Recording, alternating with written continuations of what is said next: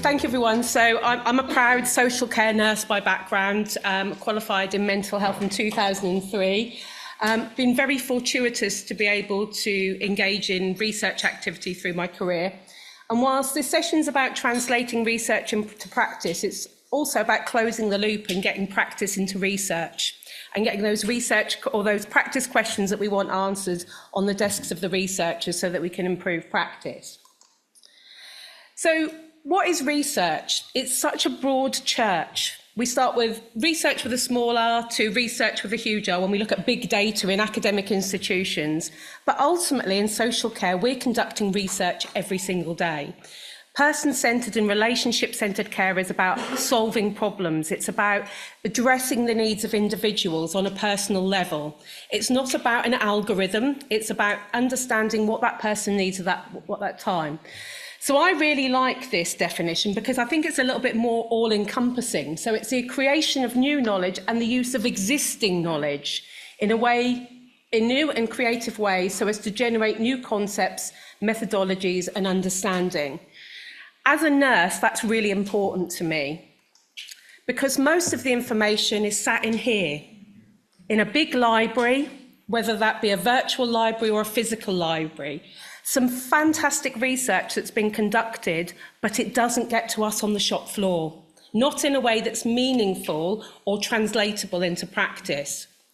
And it's really, really difficult because we want to engage in evidence-based practice, but if the evidence doesn't speak to us, how can we enable that to be facilitated in our practice?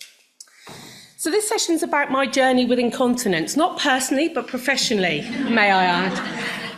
That's another story for another day. But ultimately, it's about how my practice has really made me think differently and go to the evidence base to see how I can change my practice. And it was very much stimulated by Jack and Doreen, who were a couple that I worked with several years ago now. Now, Jack had been caring for his wife for many years. She'd been living with young onset dementia. They were absolutely devoted to each other. He was the most wonderful spousal carer I've probably ever come across. She was out every day. She was, engaged. He did everything for her. And the love between them was absolutely beautiful. This is, of course, not them, but it's very, very much the way that they looked at each other, which was beautiful. Now, she developed incontinence, and it was becoming more and more frequent, and they were struggling to cope with it at home. And he had been seen by a continence specialist nurse who had prescribed pads and the netty knickers, as he referred them. And it wasn't working for them. They were alien to her. She would stick them down the toilet. They would be secreted around the house. She couldn't identify what these were. And it was making it really difficult for him to manage personal care, but to the hygiene needs around the house. And he said, I just want them to give her the pull-up pants, Zena, because she'll know what they're for. They're familiar. And we struggled with the local continence services to get them prescribed. And they said, you can have 2 of those a day. And he said, but she needs some change more regularly. I'm going to have to top up the funding. And this is not an unusual story. So we actually set about gathering some of the evidence, driven by his experience, to change the way that our continence team were prescribing. So we went about it because ultimately, continence, poorly managed continence, is so detrimental to our dignity and well-being and our personhood. But also, sadly, people living with dementia are very unlikely to get the right support and guidance. Continence services will often think that incontinence is inevitable in dementia. Dementia specialist nurses may not feel comfortable talking about continence. And so these things go under the radar because they're stigmatised and people are embarrassed to discuss them. Not only that, for this couple, it was also impacting on their ability to be intimate. They couldn't share a bed any longer because this lady was being incontinent at night. So that ability to have a hug and share that space and be together was being prohibited by it. There was less opportunity to have conversations about how to reduce incontinence and promote continence. We have a pad culture, and there's lots of research that's now been, Katie Featherstone's research particularly talks about the pad culture in acute care. But I have to say we have a pad culture where containment tends to be the priority, and we really need to change that.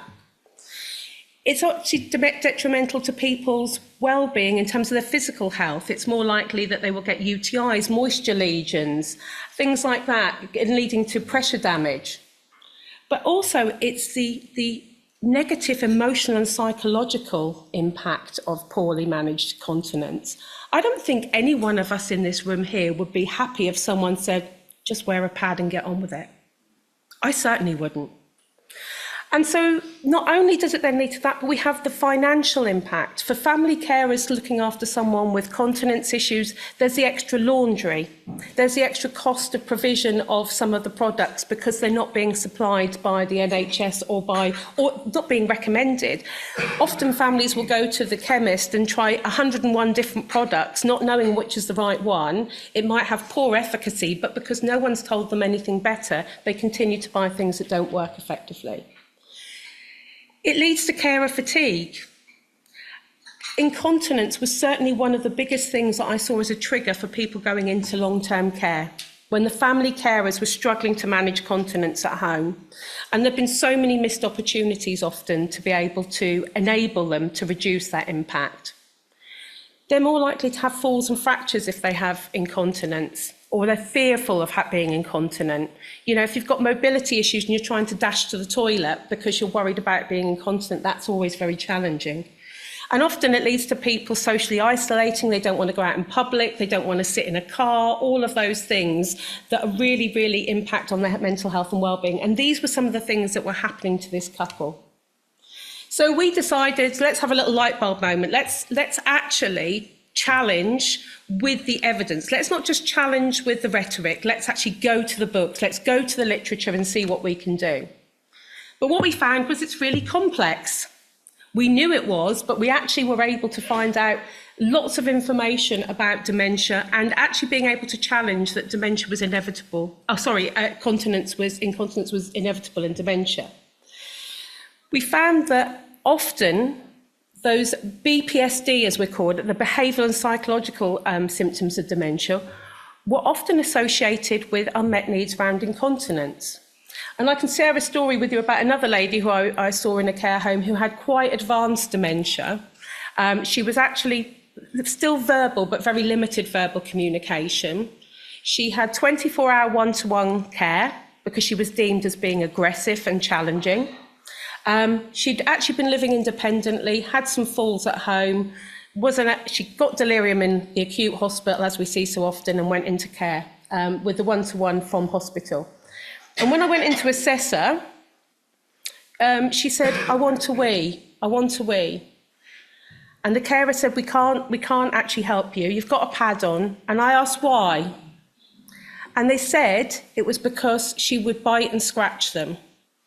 This lady was on huge doses of psychotropic medication and anxiolytics and PRN pain relief, Oromorph, which she'd not had regularly for some time. The care staff had been told that her behaviour was a symptom of dementia, and it kind of was a bit like Chinese whispers. But of course, this lady was actually really quite challenging when they moved her because she was in pain, because she'd not been having her pain relief. They thought she was incontinent because she had dementia and thought if she asked to go to the toilet, she won't go, so it's fine. Anyway, I managed to get some pain relief into this lady, and we got her out of bed, and she had urosepsis. She had very concentrated urine and was very unwell. So we managed to get her a pain patch. We treated her with oral antibiotics. She no longer needed a one-to-one, and all the antipsychotic and anxiolytic medication was stopped. But this diagnostic overshadowing is very, very common in dementia, and this is where we kind of need to get the evidence out there. There's also a lot of issues around physical needs as you get older, and sometimes, again, these aren't addressed because it's attributed to dementia as opposed to looking at any other underlying health and medical conditions. We don't like to talk about toilet habits. I talk about death, dementia and incontinence all the time. I don't go to many dinner parties. But we have to talk about these things because ultimately these are things that are going to affect us all potentially. And there is a real lack of knowledge about what are the right products and how do we get them to the right people. So we actually had to start spelling out to our continence services some of the issues that the families faced and talk about the brain changes that happen as we age, not just with dementia, but actually through other issues addressed to our health and ageing. The bladder changes that are affected as we grow older. Muscle changes. These are all quite complex issues that are not necessarily attributed to dementia. We need to think more broadly about them. Often people with dementia, well, the majority of people with dementia have multiple comorbid conditions. And again, the polypharmacy and the symptoms related to those conditions can have an effect. So these all had to be factored in. So we had to think about how we could use that evidence to then challenge this algorithm that the Continence service had. So we asked them to actually go back and think about, do they go back and do a proper assessment of the individual's needs? So thinking about their regular bladder and bowel habits, thinking about their communication and sensory issues, because some of these issues might be functional incontinence because of the impaired cognition and communication, and how can we override those situations? So thinking about all the things here, mobility issues, issues with dexterity, all of those things, because we can resolve some of those issues. And certainly these were some of the conversations we were having. But what the key issues we wanted them to address was, how is the spouse, the carer, coping with incontinence? Because the continence assessment should be about them in totality, not about the individual. Because if you look at that relationship-centred care and person-centred care, if we can support the carer to support the person better, then it's likely they'll retain independence for longer, and should they want to stay at home for longer, that may be something that is feasible. But equally, that issue around the ability to reduce the workload and be able to retain that intimate relationship was also part of this challenge. So these were the kind of the themes that were coming out of the evidence base. So these were the things that we actually kept feeding back. But what was really clear was, as we were talking to professionals, many professionals were really quite naive about the connection, and I was quite surprised. So we thought, actually, there's a lot of training that needs to go on, as well as actually changing the practice, because we can change an algorithm, but if the clinical staff doing the assessment don't ask these questions, then the algorithm is meaningless. But what we really wanted to do was enable them to have permission to prescribe appropriately based on what they found from this situation. So as a result of this, we did manage to successfully change the algorithm, and we were very fortuitous that the head of nursing at that point was someone who had personal experience of dementia. Her parents had both lived with dementia, so she got it. It's sad to think that that should have to be the lever that we used, but she did get it. So we were able to change the algorithm so continence nurses could prescribe pull-up continence aids as required for those people that they thought it was pertinent for, particularly if it was helpful to the family carers. But what it also meant was we could cascade some of this information to other health and care professionals, because while some of us had begun doing this in practice, we didn't really have anything to anchor onto it, because, again, a lot of this information was locked in a library somewhere and wasn't translating through. So we started to challenge myths and misconceptions about incontinence being a feature of dementia, particularly in those earlier and moderate stages, and thinking about some of the things that could be done to reduce the incidence of incontinence rather than this pad culture that had occurred. And one of the I can again give you another scenario where during COVID I had a lady who had moved in with her daughter because her daughter was worried about her being on her own, and they recognised that she was frequently going to the toilet. So it was getting to the point for about every 15 to 20 minutes this lady was going to the toilet. And this was meaning this lady didn't want to go out in the car because she was frightened about not being able to go to the toilet. Of course, in COVID, a lot of the public toilets were shut, and it was kind of snowballing. This lady was actually quite early stages of dementia, but they didn't kind of talk about it for a little while, and then the conversation was brokered, and her mum said, look, I just feel like I need to go to the toilet all the time. So I actually asked to review her medication. This lady was on 40 milligrams of frusemide that she'd been started on 4 years before for heart failure. So this poor lady was taking diuretic medication. She was actually a very slight lady by this time. She'd lost a lot of weight. So we actually got that reduced very significantly. And lo and behold, she was no longer having to rush to the toilet or having episodes of incontinence. But again, the assumption had been made because she got dementia, that was the cause. Sorry, I go and digress because I get a bit passionate about this. You can tell. But what it's also done is helped us go back to the researchers and have conversations with researchers about what we're seeing in clinical practice. So while the research is being developed by academics, and it's really welcomed, we can start to give another slant by using the lived experience, but also the clinical perspective. And it's been able to think about how we manifest our research and bring it into practice in a broader level. So I've been involved in things like, how do we get more people diagnosed in care homes? So again, go into the research to say, well, why is this an issue? And then we start to come up with the solutions. So we don't necessarily need to generate more research. We just need that is already there to come down to us in clinical practice.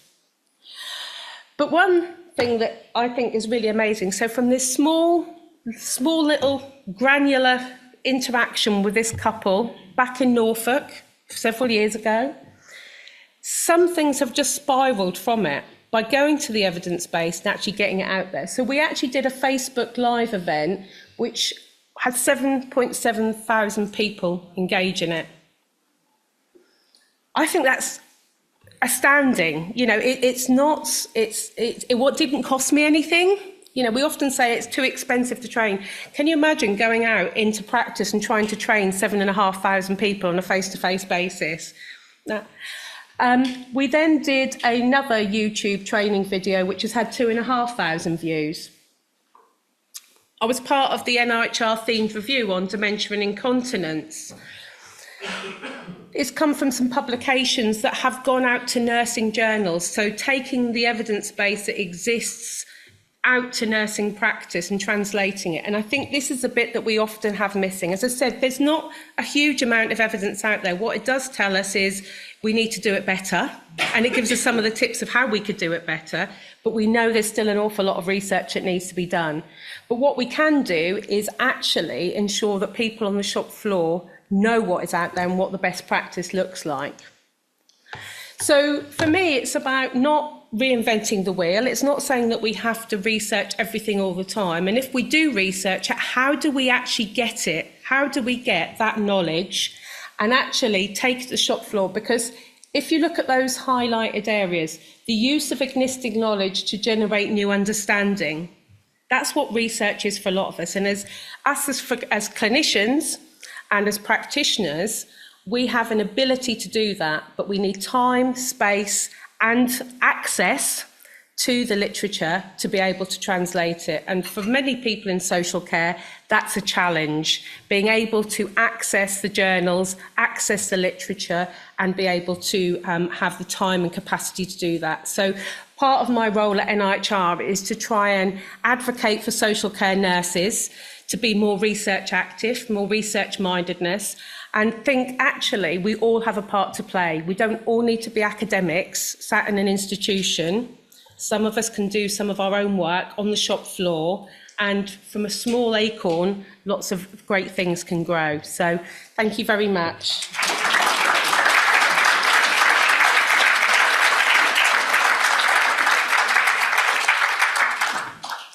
Thank you, Dr. Aldridge. Does anybody have any questions?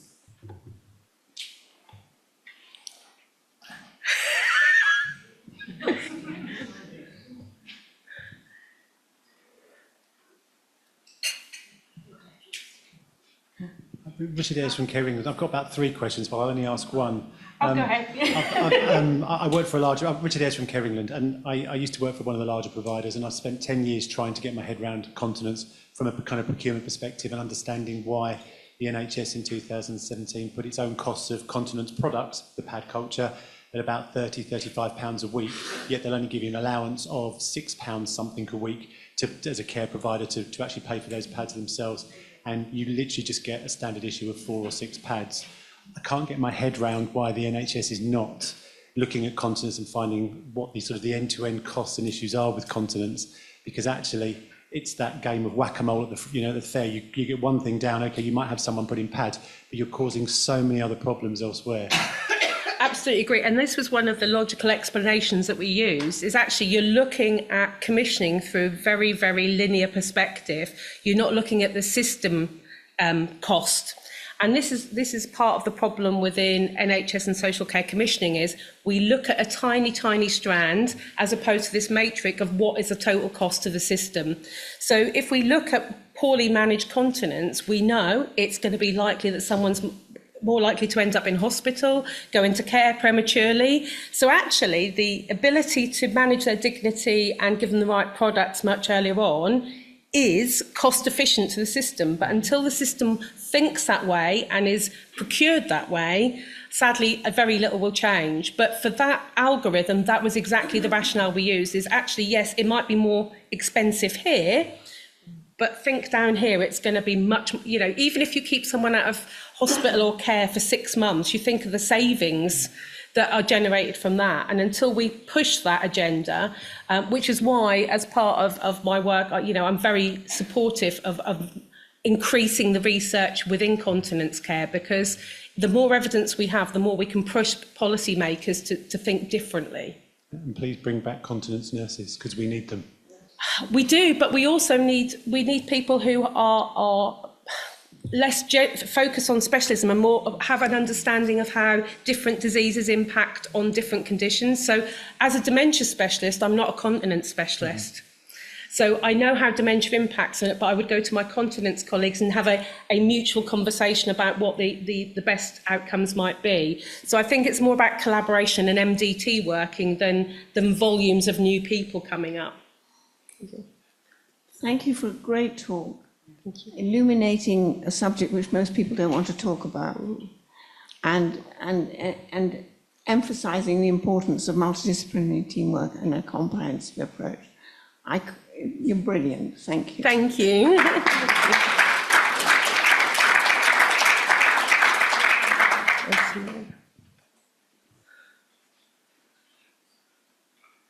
You know what? Why you're all getting more brave with your question now? The caffeine from break is working its way through, and it's stimulating the conversation in the bladder. That's what it is. Hi, Zaina. Firstly, it was a really inspiring talk. It's very infective. Just wanted to ask you, with the research that was conducted, how did you go about engaging the policymakers to kind of bring it to their notice and make it more visible? Well, I was very lucky. This was at ICB level, so it wasn't at national level. I was really fortuitous that I was the ICB clinical lead for frailty, dementia and older people at the time. So I had a foot in the door. Okay. And I had to say, and I guess I had trusting relationships with the people that were making the decisions. I would not say it's that easy. I've certainly had conversations with colleagues at Essity, for example, who are trying to push that agenda through procurement channels more nationally. And so we get kind of a less of a postcode lottery where individual decision makers can challenge and change. We need to make it so it's everybody's got that accessibility. But yeah, I have to say I did have a little bit of a foot in the door. So, well, it was the CCG at the time, not the ICB. But yeah. Hello, I'm Miriam Kennett from the Green Economics Institute, and I thought your talk was really important. And what's interesting, I think, is I run the world's leading green academic journal. I've been doing it for 20 years. But I also am on the board of one of the Oxford colleges, and I'm here today as a granny, and my mother's downstairs with serious heart and incontinence problems. And what's interesting is that everything's in silos, and so my journal's suddenly done really well, so I feel that I can say, this stuff. But the fact is, everything's in silos, and I'm an economist, and I remember recently asking if I could mentor some people at a university, and they said, well, no, not really, because you're not really an academic. And yet, my thing's in Scopus, and it's, really doing well, and we've had commendations. So the problem is, it's not just a problem of care, or incontinence, or dementia. It's actually how we're perceiving knowledge, how we're perceiving research, how we're seeing the world. And I've actually got a climate delegation out at the COP at the moment. I spent 3 hours in Azerbaijan on remote this morning with carbon budgets. And everything's in silos, and we don't see how it's linked. And the problem is the educational structures really at base are not fit for purpose. They're sort of a century out of date. And if we're going to solve all these problems, because most people probably get dementia, and it's not just older people, it's women, who've had babies, all sorts of people. So, and I remember that the top, I hope I can say this, the world's, or the country's leading climate scientist helped in a campaign locally to open toilets in my village, which is Pangbourne. So actually, everybody's got a stake in this stuff, and yet we pretend that it's siloed. And I think one of the things that could happen from your talk is we've got to get a grip on the whole structure of what research is and reflect on that. And it's not just into practice, it's the whole way it sits in the world and how we do things. So I think education and knowledge has to be changed structurally. And I think you've really brought us into a specific example of how it's so clear. So thank you. Thank you. I have to say that's why I'm a social care nurse and I don't work in the NHS, because I take a biopsychosocial, holistic approach to individual needs. And unfortunately, our systems are not set up in that way. We look at singular disease or problems, and lo and behold, we never even talk to anyone else about how these things interact. So we've got lots of people on lots of medication, lots of unmet needs, because we only look at a singular problem rather than looking holistically. I'm a huge fan of comprehensive geriatric assessments, because we start to think more broadly about how these things interact. But sadly, we're not there yet. But in social care, we do a good job trying, I have to say.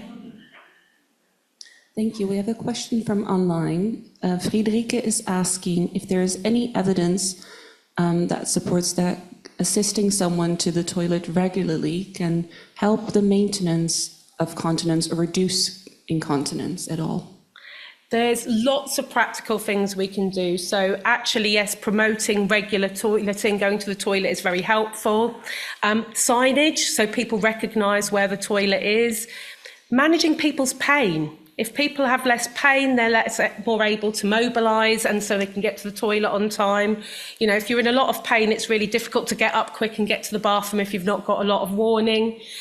Thinking about what people are wearing. If you've got issues with dexterity, you don't want lots of buttons and zips. Maybe a pair of tracksuit bottoms or a skirt that's easy to access. So, these are the real practical things we need to think about. So not just putting a pad onto someone to say, well, that's it, you're incontinent. How can we support you to be as continent as possible? And I think that's really important. And I won't go into it, but there's lots of synergy around the medication that we prescribe for overactive bladders and the medication that we prescribe in dementia, and how one can impact on cognition, the other can affect continence. So, it's about that really holistic approach of thinking, how does dementia affect this individual, and how can we find solutions to help them navigate it and reduce the impact?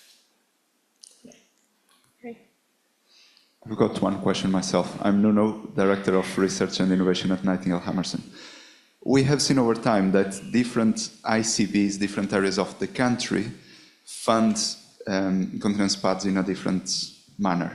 So we know that if you are living in a residential care home, you are entitled to NHS-funded incontinence pads. If you are living in a nursing care home, you are not entitled to incontinence pads. Is that right? Hey, no. I think the challenge is, we're always going to be faced with the issues around costing. And I think there are different means that we have to, and thresholds that we have to adhere to. We can't afford to give everything to everybody. I'm not saying that's right or wrong, but I think we have to be realistic. To be quite frank, a lot of the families I worked with weren't even wanting free products. They just wanted the right products. So again, you can be spending an awful lot of time, money and effort on things that aren't helping as opposed to things that are. So I think there's a kind of a meet in the middle. Maybe it's a means tested thing, whatever, but we have to get a better solution than we've got now. People shouldn't be using, menstrual cycle products to manage incontinence, but we're seeing that happen because they've not been given the right advice and information. So, I'd love to say it should all be free, but let's be honest, that's not going to happen. So I guess it's about how do we find a fair and equitable way of managing it. Okay, I'm done.